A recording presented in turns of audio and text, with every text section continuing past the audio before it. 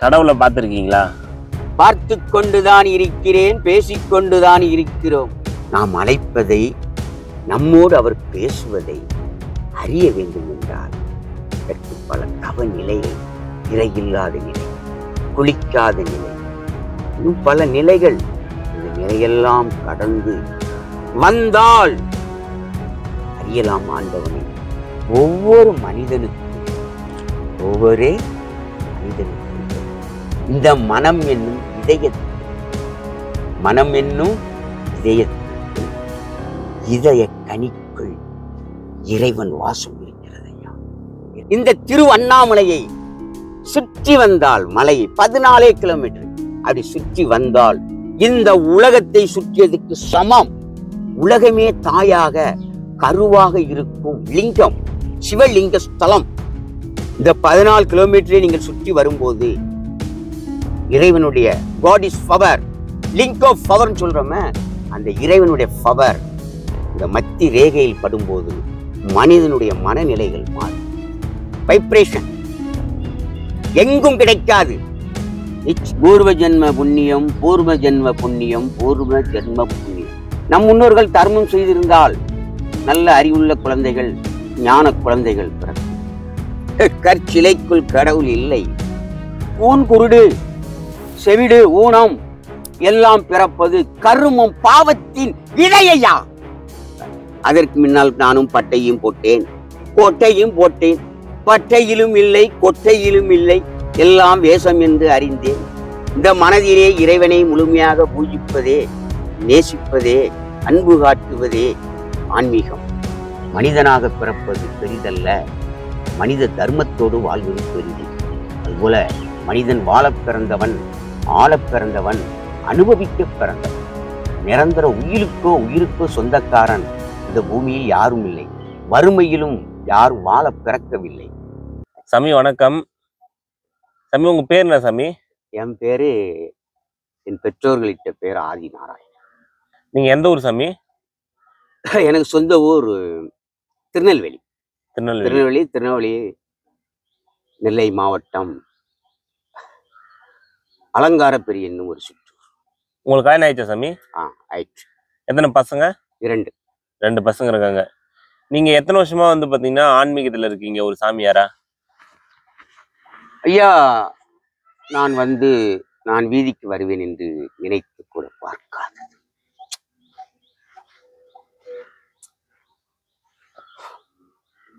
பதினெட்டு ஆண்டுகள் ஆகுது. 18 வருஷம். நீங்க எதுக்கு பாத்தீங்கன்னா முதல்ல ஒரு சாமியார் ஆனீங்க?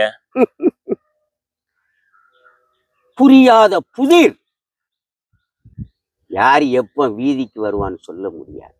இது ஒரு புரியாத புதிர். இந்த புதிரை அறிந்து கொள்வது ரொம்ப கடினம். விதி விதி விதி, தலை விதி. வேறு எதை சொல்வது? விதி. ஐயா, நீங்க சாமியார் ஆகிறதுக்கு முன்னாடி என்ன வேலை செஞ்சிருந்தீங்க? நான் ஆரம்பத்துல ஜவுளி வியாபாரம். திருமணம் முடிந்த புதிதில் முதலாக நான் ஆரம்பித்த தொழில் ஜவுளி. அதன் பின் பல தொழில்கள், பல வியாபாரங்கள் வைத்தேன். பலசரக்கடை வச்சிருந்தேன். கடைசியாக என் குடும்பத்துக்கு தேவையான பொருளாதாரத்தை ஈடு செய்வதற்கு வெயில் நேரங்கள்ல ஐஸ் வியாபாரமும்,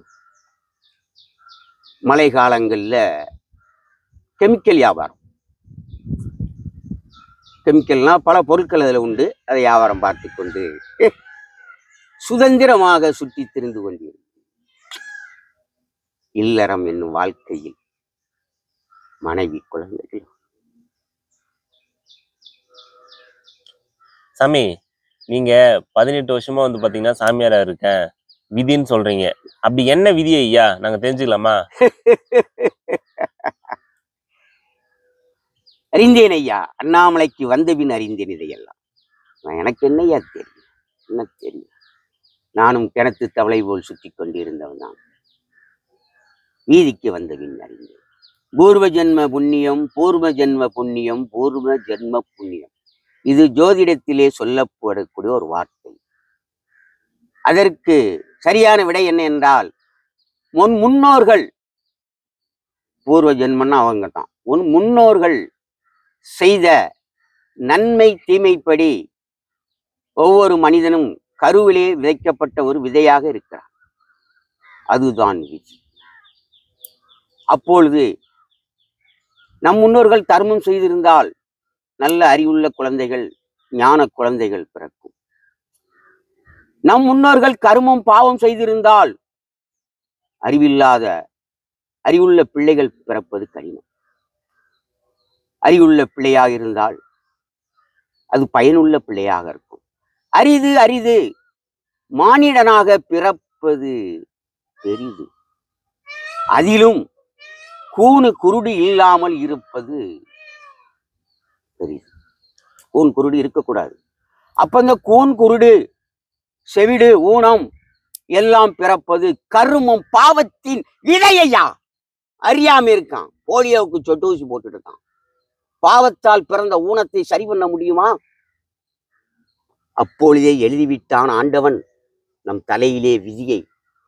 மதி உனக்கு தலைவிதி, மனசாட்சி உன் வாழ்வுக்கு வழிகாட்டி.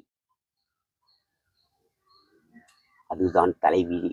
அதுபோல தர்மம் இருந்தால் இந்த மனிதனை வாழ வைக்கும். வறுமையில் இருந்தாலும் சரி, அவன் பெருமையில் இருந்தாலும் சரி, அன்றாடம் செலவழித்து வாழ்ந்து கொண்டிருந்தாலும் சரி, அன்றாடம் நீ தினக்கூலி. அவன் தினக்கூலி. அவன் பெரிய குபேரன் அல்ல, அவன் பெரிய கோடீஸ்வரன் அல்ல, ஏழை.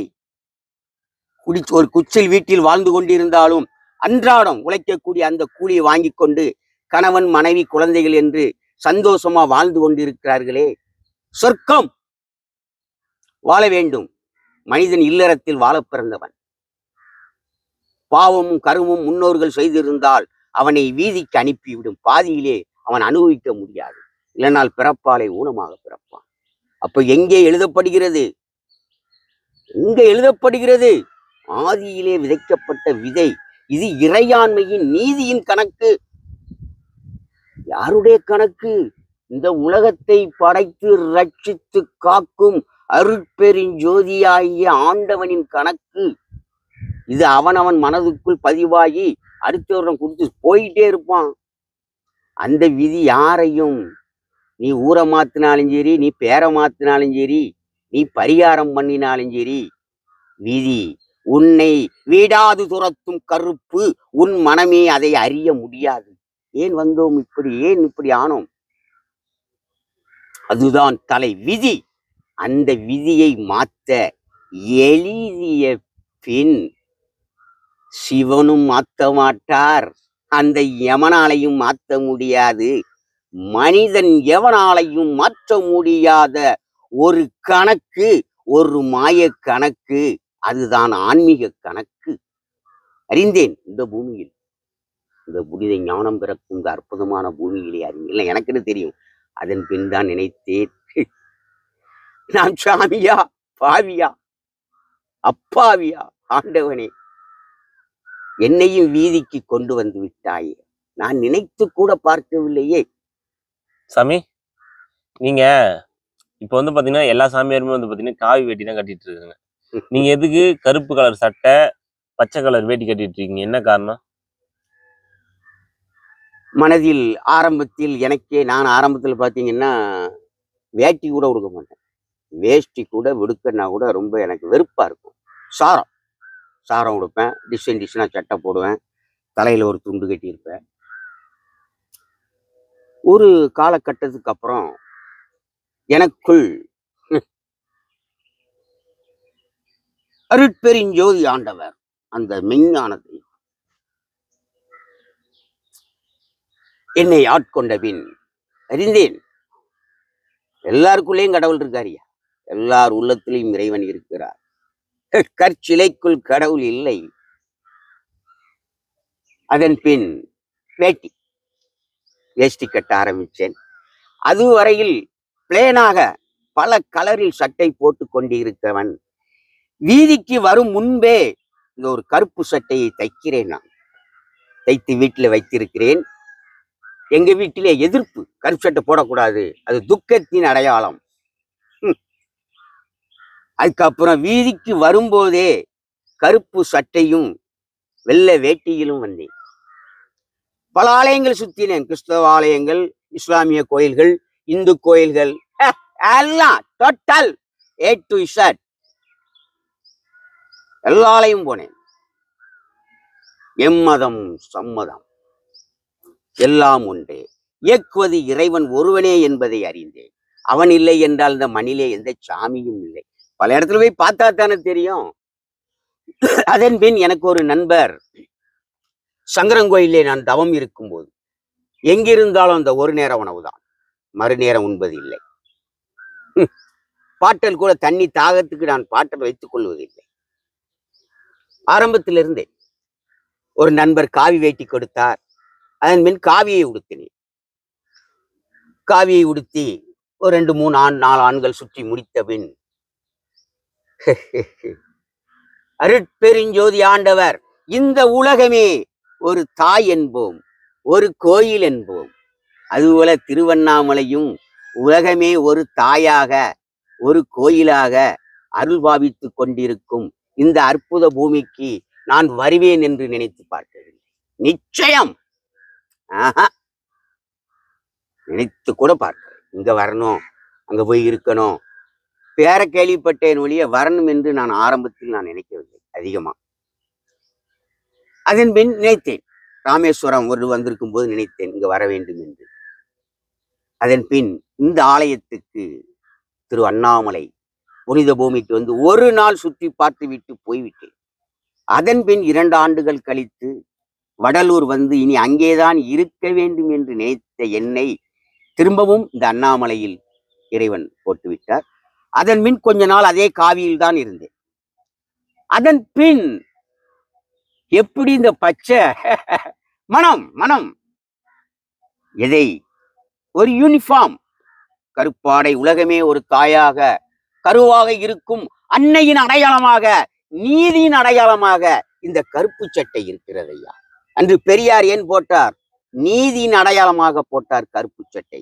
கருப்பு சட்டைக்கு வக்கீல்களும் நீதிபதி, நாட்டின் அரசர்கள் யாரு? நம்ம நாட்டில் இருக்கிற நீதிபதிகள் யார்? எந்த அரசியல்வாதியும் கிடையாது. யாரு அரசியல்வாதி குற்றம் பண்ணாலும் சரி, லஞ்ச ஊழல் பண்ணாலும் சரி, மக்கள் எவரு பண்ணாலும் சரி, அங்கே நீதிமானாக இருப்பது நீதிமன்றம், நீதியின் கோயிலாக அங்கே பதவியில் இருக்கக்கூடிய நீதி அரசர்கள். அவர்கள்தான் காடு. அந்தந்த மாநிலத்துக்கு, அந்தந்த நாட்டுக்கு கடவுள் யாருன்னு அவங்கதான் நீதிபதிகள், நீதி சொல்றவங்க. அரசியல்வாதிகளா? இன்னைக்கு பார்த்தீங்கன்னா ஏகப்பட்டு லஞ்சத்தை வாங்கிட்டு ஓடி ஒளிஞ்சுக்கிட்டு இருக்கான். அப்பேற்பட்ட இந்த புனித பூமிக்கு வந்தேன். வந்தபின் இந்த பச்சை ஆடை, ஏன்னா இங்க வந்து காவிக்குத்தான் மரியாதை, மற்ற யூனிஃபார்ம்லாம் அங்கே மரியாதையே கிடையாது. பச்சைக்கும் கிடையாது, வெள்ளைக்கும் கிடையாது. நம்பர் 1 யூனிஃபார்ம் காவி. மாறிய பின் திரும்ப எனக்கு பல ஆண்டுகள் ஆகிவிட்டது, 10, 12, 13 ஆண்டுகள் ஆகிவிட்டது. அதன் பின் என்னுடைய இதில் எந்த ஒரு மாற்றமும் இருக்காது. அதற்கு முன்னால் நானும் பட்டையும் போட்டேன், கொட்டையும் போட்டேன். பட்டையிலும் இல்லை, கொட்டையிலும் இல்லை, எல்லாம் வேஷம் என்று அறிந்தேன். இந்த மனதிலே இறைவனை முழுமையாக பூஜிப்பதே, நேசிப்பதே, அன்பு காட்டுவதே ஆன்மீகம். இறையாண்மையின் நீதியின் போதனையே ஆன்மீகம் என்று அறிந்தேன். அதன்பின் வேஷம் எதுக்கு? வேஷத்தை போட்டால் நம்ம என்ன சாமி ஆயிருமா? அல்லது நம்ம மனசு மாறிடுமா? நம்மளுக்கு தீர்க்க ஆயுள் கிடைச்சிருமா? எழுதப்பட்ட பின், விதி எழுதப்பட்ட பின் அதை மாற்ற யாரால முடியும்? அதனால அதன் பின் பச்சைக்கு வந்தேன் ஐயா. இயற்கை அன்னையின் அடையாளம், இந்த தாயின் அடையாளம். இயற்கை எங்கும் பச்சை பசேல் என்றிருக்கும் அந்த இயற்கை அன்னை இல்லை என்றால் நாம் மூச்சு விட முடியுமா? இன்றைக்கு இயற்கை அழிந்து கொண்டிருக்கிறது. மனிதனே அழித்து கொண்டிருக்கிறான். மூச்சு திணறி சாவுறதற்கு. அங்க தீப்பிடிச்சு எரியுது, இங்க தீப்பிடிச்சு எரியுது. என்ன மக்கள் உயிர் பாவத்தால், முன்னோர்கள் செய்த பாவம், இன்றைக்கு அதற்கு இரையாகி கொண்டிருக்கிறார்கள் மனிதர்கள். கொஞ்சமா நெஞ்சமா, ஒரு பக்கம் பாவத்தாலும், ஒரு பக்கம் கோபத்தாலும், ஒரு பக்கம் போதையாலும். என்ன போதை போதை போதை போதை தேவையா? அது தேவை இல்லையான்னு பார்த்தா ஒரு பக்கம் அது மருந்தாக இருக்கிறது, ஒரு ஊக்க சக்தியாக இருக்கிறது இந்த மனித உடலுக்கு. ஏன்னா இந்த பூமி ஒரு ஆன்மீக ஞான பூமி. நம்ம தமிழ்நாடு அற்புதமான பூமி. அதுவும் திருவண்ணாமலைக்கு வாங்க ஐயா, ஒரு நாள் விரதம் இருந்து அந்த இறைவனை வழிபடுங்கள், உணர்த்துவார். ஏனால் இந்த பூமி திருவண்ணாமலை என்பது உலகமே ஒரு தாயாக, உலகமே ஒரு கோயிலாக, மாதாவின் ஜோதியின் அடையாளமாக, சிவலிங்கமாக இருக்கும் ஒரு அற்புத ஸ்தலம், புனித ஸ்தலம், ஞான ஸ்தலம் இந்த புனித பூமி. உலகத்தே இது கூட திருவிளையாடலே ஒரு அற்புதமான சீன் உண்டு. அங்கே சிவனும் சக்தியும் உட்கார்ந்திருப்பார்கள், அங்கே கணேசரும் முருகரும், ஏன்னா ஆன்மீகத்தை பத்தி பேசணும் இல்லையா, இருப்பார்கள் முருகனும் கணேசரும். அப்போ அங்கே இருந்து விஸ்வாமித்திர முனிவர் அங்கே இருந்து வருவார். ஐயா, நான் ஒரு கனி கொண்டு வந்திருக்கிறேன், இதை நான் சாப்பிடுவதை விட நீங்கள் சாப்பிடுவது சால சிறந்தது நன்று என்று அந்த அம்மையப்பனிடம் கொடுக்கிறார்கள். அந்த அம்மையப்பனும் அந்த கனியை பெற்றுக்கொண்டு, இதை நாம் சாப்பிடுவதை விட நம் குழந்தைகள் சாப்பிடுவது நல்லது என்று பெற்றோர்கள் நினைக்கிறார்கள். அப்பொழுது பிள்ளைகளுக்குள் வரும்போது இந்த கனியை யாருக்கு கொடுப்பது, முழுசா கொடுக்கவா, ஆளுக்கு பாதியா? அதிலேயும் அங்கே ஒரு போட்டி. இந்த உலகத்தை யார் சுற்றி வருகிறார்களோ அவர்களுக்கு இந்த கனியை பரிசாக கொடுக்கப்படும் என்று சொல்லுகிறார்கள். அப்பம் முருகர் என்ன செஞ்சாரு, மயில ஏறிட்டாரு. மயில ஏறி இந்த உலகத்தை, இந்த பிரபஞ்சத்தை, மயில் எவ்வளவு துறையா பறக்கும், மயிலில் ஏறி கதை, எல்லாம் கதை கதை கதை கதை. மயில ஏறி உலகத்தை சுற்றி வந்தார். கணேசர் பார்த்தார். அவர் நினைச்சா அவர் பெருச்சாலில தான் போகணும், ஏன்னா கணேசருக்கு வாகனம் பெருச்சாலி. அவர் பெருச்சாலி ஏறி உலகத்தை சுற்றி வர முடியுமா? அவர் உடனே கேட்கிறார் விஸ்வாமித்திரரை பார்த்து, ஐயா, அம்மையப்பன் என்றால் என்ன, உலகம் என்றால் என்ன? அதற்கு விஸ்வாமித்திரர், அம்மையப்பன் தான் உலகம், இந்த உலகம்தான் அம்மையப்பன் என்று சொன்னவுடன் அங்கே சிவம் சத்தியமா இருக்கக்கூடிய அம்மையப்பன் கடவுளை சுற்றி வணங்கிவிட்டு அந்த கனியை வாங்கிய யானை, அவரே யானை, விநாயகருக்கு என்னதுயா, யானையின் ஒரு அடையாளமாக வணங்கப்படுவது ஐயா விக்னேஸ்வரர். யானை இறைவன் கொடுத்த அடையாள சின்னங்கள், அது ஒரு யானை சின்னம். யானையை நாம் கடவுளாக வணங்குகிறோம். அங்கே யானையும் மனித ரூபத்தில் அங்கே முருகர் என்ற ஒருவரையும் வைக்கிறார். தனக்கு பிள்ளையாக ஜோடிக்கப்பட்டதோடு வைக்கப்படுகிறது. கடவுள் ஒளியாகலாம் இருக்கிறாரு, மனிதனை கொண்டு இங்க நிறைய திருவிளையாடல் நடத்தியிருக்கிறார். அதிலே இதுவும் ஒன்று. முருகர் மயில் ஏறி சுற்ற போயிட்டார். இவர் பெருச்சாலியில ஏற வேண்டியவர் அம்மையப்பனே உலகம் என்று சுத்தி கனியை பெற்று பழத்தை சாப்பிட்டு விட்டு கொட்டையை போட்டு விட்டார். முருகர் சுத்தி வந்தார். நான் உலகத்தை சுற்றி வந்து விட்டேன், கொடுங்கள் எனக்கு ஞானக்கனி என்று கேட்கிறார். அதற்கு ஐயா, அந்த ஞானக்கனியை கணேசர் பெற்றுவிட்டார். விஸ்வாமித்திரிடம் கேட்டார், உலகம் என்றால் என்ன, அம்மையப்பன் என்றால் என்ன என்று கேட்டார். அம்மையப்பன் தான் உலகம், இந்த உலகம்தான் அம்மையப்பன் என்று சொன்னேன். அம்மையப்பனை சுற்றி கொண்டு அந்த ஞானக்கனியை பெற்றுவிட்டார். உடனே அவர் என்ன, ஒரு பழத்தை வைத்து திருவிளையாட ஆடுகிறான்னு கோவித்துக் கொண்டு குன்றுமிடுக்கும் இடமெல்லாம் குமரன் என்று சொல்லுவார்கள். அதுபோல நீங்கள் இந்த உலகத்தை சுற்ற வேண்டாம், இந்த உலகத்தை யாராலும் சுற்றவும் முடியாது. அதுமாரி அன்று முருகர் இந்த உலகத்தை சுற்றி வந்தது போல நீங்கள் இந்த திருவண்ணாமலையை சுற்றி வந்தால், மலையை 14 கிலோமீட்டர் அப்படி சுற்றி வந்தால் இந்த உலகத்தை சுற்றியதுக்கு சமம். இந்த உலகத்தை சுற்றியதுக்கு சமம். உலகமே தாயாக கருவாக இருக்கும் லிங்கம், சிவலிங்க ஸ்தலம். அந்த ஸ்தலத்தை சுற்றிலும் சிவலிங்கம், சிவலிங்கம், சிவலிங்கம். ஒவ்வொரு லிங்கத்துக்கும் ஒரு பெயர். மாதா பிதா, இந்த உலகமே தாயாக இருக்கும் அன்னை மாதாவின். இந்த உலகத்தை சுத்தினால எதை சுத்துதான், இந்த தாயை தானே சுத்துறோம். அது மாதிரி இது இந்த உலகத்திலே மைய பகுதியில், சரியான மைய பகுதியிலே இந்த ஆலயம் அமைய பெற்று இங்கே மாதாவின் அடையாளமாக உலகமே ஒரு தாய், உலகத்தில் பிறக்கும் அருட்பெருஞ்சோதியே தெய்வம், ஜோதி ஸ்தலமாக இதை நிச்சயித்து இந்த 14 கிலோமீட்டரை நீங்கள் சுற்றி வரும்போது இறைவனுடைய God is power, link of பவர்னு சொல்றோமே, அந்த இறைவனுடைய பவர் இந்த மத்தி ரேகையில் படும்போது மனிதனுடைய மனநிலைகள் மாறுகிறது. வைப்ரேஷன் எங்கும் கிடைக்காது, நிச்சயம் கிடைக்காது. இந்த பூமியிலே உலகமே ஒரு தாயாக மாதாவாக இருக்கும் இந்த மலையை சுற்றும் போது நிச்சயம் கிடைக்கும். அதை நாம் மனம் உணர வேண்டும். அப்பேற்பட்ட ஒரு அற்புதமான புனித ஸ்தலம். அதுபோல இந்த தாயை அண்ணாமலை புனித பூமியை சுற்ற சுற்ற சுற்ற நம் முன்னோர்கள் செய்த தீமைகள், கருமங்கள், பாவங்கள் வீழ்ந்துவிடும். அடுத்து பிறக்கும் பிறப்புக்கு, இப்ப பிறந்ததெல்லாம் கணக்கு எழுதியாச்சு, அடுத்து பிறக்கும் பிறப்புக்கு அது பெரிய பயனுள்ளதாக நிச்சயம் இருக்கும். அடுத்தால பிறக்கிற பிறப்பு நல்லா இருக்க வேண்டும் என்றுதான் நாம் இங்கே தர்மம் செய்து கொண்டு இருக்கிறோம். மனிதனாக பிறப்பது பெரிதல்ல, மனித தர்மத்தோடு வாழ்வது பெரிது. அதுபோல மனிதன் வாழ பிறந்தவன், ஆள பிறந்தவன், அனுபவிக்க பிறந்தவன். நிரந்தர உயிருக்கோ சொந்தக்காரன் இந்த பூமியில் யாரும் இல்லை. வறுமையிலும் யாரும் வாழ பிறக்கவில்லை. அதுமாரி இந்த பூமியிலே துன்பம் துயரங்கள் ஒழிய வேண்டும், வறுமை இல்லாத நிலை வர வேண்டும். எங்கும் வறுமை இருந்து பாருங்க. விவசாயி இல்லைன்னா நம்மளாம் உயிர் வாழ முடியுமா? சோறு கிடைக்குமா? சோத்துல இருக்கு ஆத்மா. இன்னைக்கு விளம்பரம் தான் ஏன் பெருசா இருக்கு சாமி?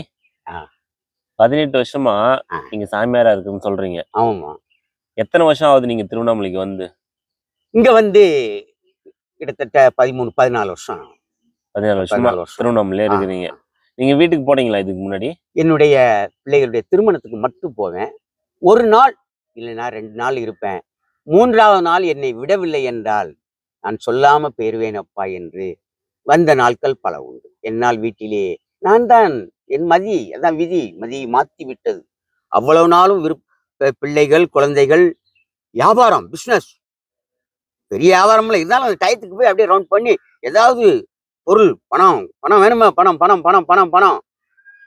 பல செலவுக்கு தேவையாக இருப்பது அந்த ஒரு பணம். அந்த பணத்தை பெறுவதற்கு வியாபாரம் போயிட்டே இருப்பேன். இன்று அந்த நிலை இல்லை. சரிங்கய்யா, நீங்க 18 வருஷத்துக்கு முன்னாடியே வந்துட்டீங்க. ஆமா. அதுக்கப்புறம் குடும்பத்தை யாரு பாத்துக்கிறது? இருக்கிற வரைக்கும் நீங்க பாத்துக்கினீங்க. அதாவது இன்னொன்னு இதுல சொல்ல போறதா இருந்தா, என் பிள்ளைகளுடைய உழைப்பு, வருமானம் வீட்டுக்கு வந்தவுடன், என் பிள்ளைகள் வாலியமாயிட்டாங்க.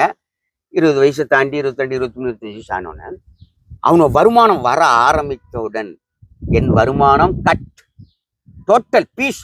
எனக்கு வியாபாரத்துக்கு போகிறதுக்கே மனசு இல்லை, அதுக்கு ஒரு தாடி எடுக்கிறதுக்கு மனசு இல்லை, வீட்டில் சரியாக சாப்பிட மாட்டேன், நான் பாடு சுற்றிக்கிட்டு அங்கங்கே திரிஞ்சுக்கிட்டே இருப்பேன். அப்போ எங்கள் வீட்டில் வந்து நிறைய பேர் சொல்லுவாங்க, என் பையங்களே வேதனைப்படுவாங்க, ஏன்பா அப்படி அலைகிற, பார்க்கவங்க அப்புறம் உங்கள் அப்பாவை கவனிக்கவில்லையா, வீட்டுக்கு போனால் பொண்டாட்டி எப்படி இருப்பா, பைத்தியக்கார மாதிரி சுற்றிட்டு அலையுத, அவன் பேசுதான் இவன் பேச, நிறைய அவமான சொற்கள் கேட்டு அதில் இந்த நிலை. சரிங்கய்யா, தமிழ்நாட்டுல எத்தனையோ ஆன்மீக ஸ்தலங்கள் இருக்கு, நீங்க எதுக்கு திருவண்ணாமலைக்கு வந்தீங்க? ஐயா, ஒவ்வொரு மனிதனுக்குள்ளும் இந்த மனம் என்னும்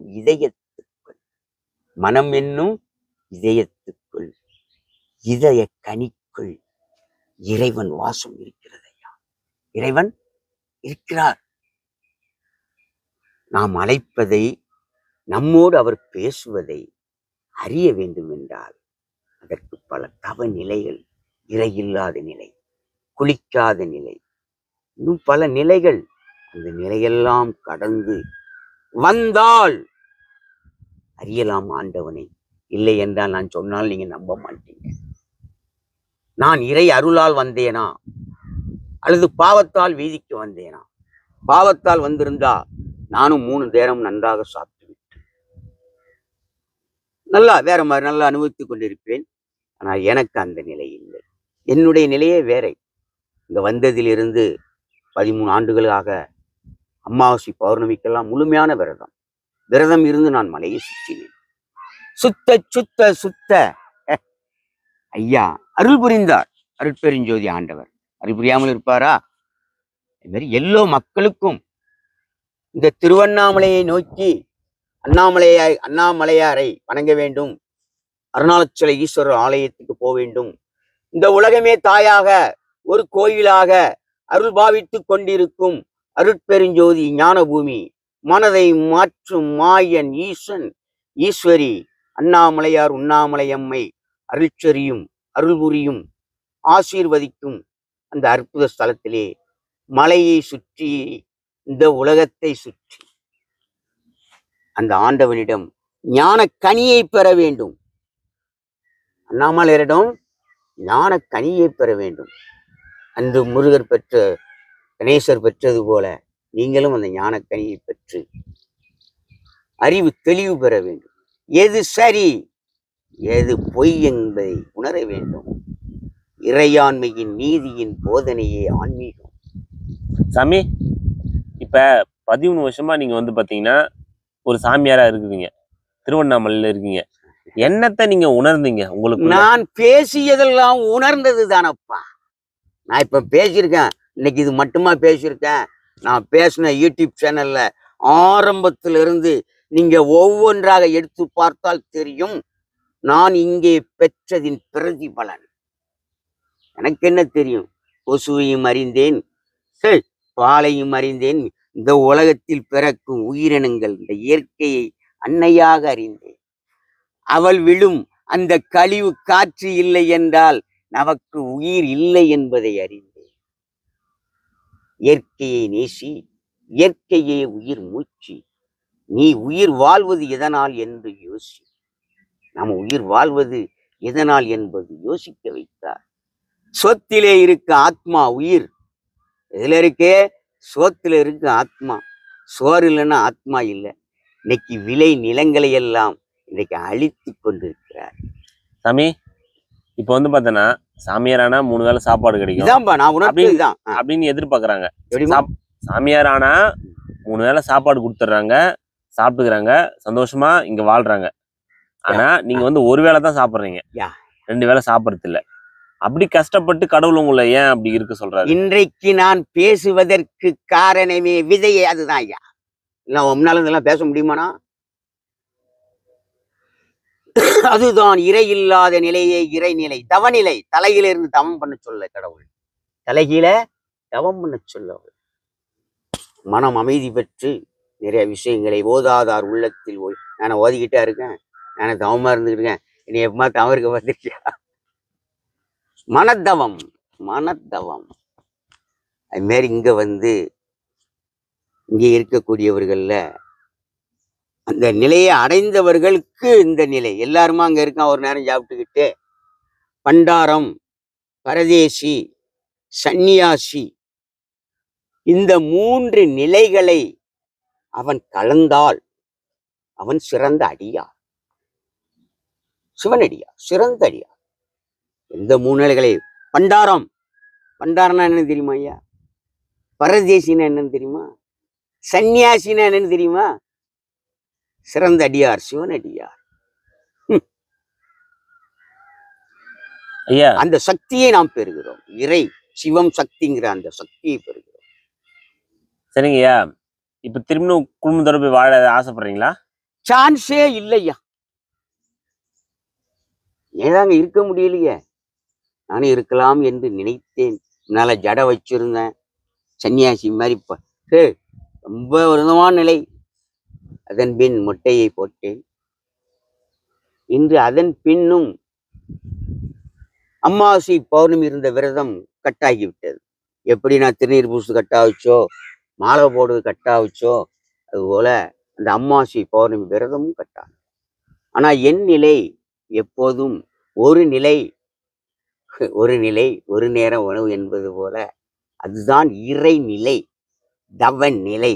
எந்த குகைக்குள்ள போய் இருந்துட்டாலோ அல்லது ஒரு மரத்துக்கு அடியில இருந்துக்கிட்டு கண்ணை மூடிக்கிட்டு மந்திரத்தை ஓதிட்டாலே ஞானம் பிறக்காது. அதெல்லாம் வேஷம், சூனியம். அவர்களுக்குள் அது தானா பிறக்கணும். சரிங்கய்யா, நீங்க கடவுளை பார்த்துருக்கீங்களா? பார்த்து கொண்டுதான் இருக்கிறேன், பேசிக்கொண்டுதான் இருக்கிறோம். அவர் நம் மனதோடு, எல்லோரும் மனதோடும் பேசிக்கொண்டுதான் இருக்கிறோம். அனுதினமும் அவர் இந்த உலகத்திலே விடியலை கொடுக்கவில்லை என்றார். உலகமே ஒரு தாய், உலகத்தில் பிறக்கும் மெய்ஞான அருட்பெருஞ்சோதியே நம்ம சாமி, குல தெய்வம் அறியும் நாள் நெருங்குது. இன்னைக்கு விவசாயத்துக்கு போர் போட்டா தண்ணி இல்லை, வீட்டுல தண்ணி இல்லை, இன்னைக்கு கோட்டருக்கு பஞ்சம் இல்லை, இன்னைக்கு வாட்டருக்கு பஞ்சமா போச்சு. என்னையா, கடல் நீரை, மலைக்கு விதையாக இருக்கும் கடல் நீரை உப்பு தண்ணியை குடிநீர் ஆக்கிக்கிட்டு இருக்கோம். அதை ஆக்கிருவ, விவசாயத்துக்கு தண்ணி கொடுக்க முடியுமா? சொட்டு நீர் பாசனம் வந்துச்சு, அதுவும் போச்சு. இறைவனை அறியவில்லை, பொம்மையை வணங்கி கொண்டு கடவுளை காட்டணி. அவர் தான் கடவுளை, இது பொம்மை தான். இறைவனை நினைத்து ஆலய வழிபாடு, அவ்வளவுதான். அதுல தர்மத்தை செஞ்சு கர்மத்தை போக்குத, அதுக்கு ஒரு பலனை, சக்தியை கொடுக்கிறது. பூமியிலே பாவிகள் பெருகிவிட்டார்கள், பாவிகளுக்கு எதற்கு மழை? பெய்யும் மழை, பெய்தாலும் மழை அது பாவம் செய்யாத உயிர்களுக்காக இருக்கும் என்று பாவிகளுக்கு இல்லை மழை. பெய்தாலும் மழை அழிவைத்தான் கொடுக்கும். பெய்யும் மழை, பெய்தாலும் மழை அது பாவம் செய்யாத உயிர்களுக்காக இருக்கும். சாமி, விண்ணை நோக்கி தண்ணீர் தண்ணீர் தண்ணீர் என்று யாரை நோக்கியா? இந்த மலைக்கு விதையாக இருப்பது யார், இந்த மலையை கொடுப்பது யார் என்று நீங்கள் அறிந்த பின் விண்ணை நோக்கி தண்ணீர் தண்ணீர் என்று கண்ணீர் விடும் காலம் வரும். அப்போது கடவுளை அறிவீர்கள். இந்த உலகத்துக்கே தெய்வம் யார் என்பதை அறிவீர்கள். அருட்பெருஞ்சோதியே கடவுள். விண்ணில் இறைவன் பிறப்பதே உண்மை, மண்ணில் இருப்பதெல்லாம் பொம்மை என்பதை உங்கள் மனம் அறியும்.